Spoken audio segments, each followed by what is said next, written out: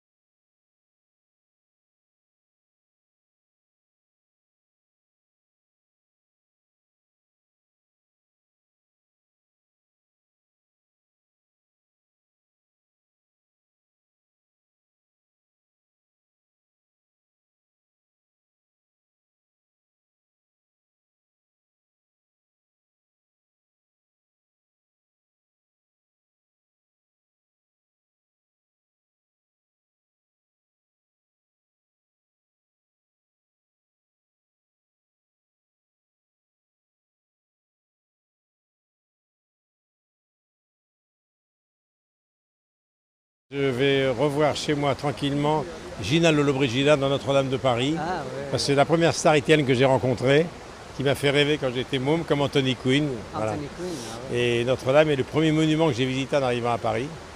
Et c'est vrai que évidemment, on va en parler, mais tout le monde en parle tous les jours. Mais je vais y aller, moi. Je vais aller voir. J'ai envie de voir. Et puis, on a fait des émissions déjà, bien sûr. Mais c'est vrai que pour moi, Notre-Dame de Paris, et puis, bien sûr, c'est les chansons qu'on connaît grâce à Plamondon, à Richard Cochian. Mais Notre-Dame de Paris, c'est un film pour moi.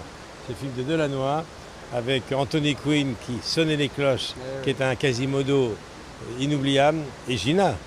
Et la Cour des Miracles avec un mendiant qui était le patron de la Cour des Miracles qui s'appelait Clopin-Trouillefou. C'est dans l'œuvre des Misérables de Victor Hugo. Et Clopin-Trouillefou, c'était Philippe Clay. Voilà, pour les anciens. Oui.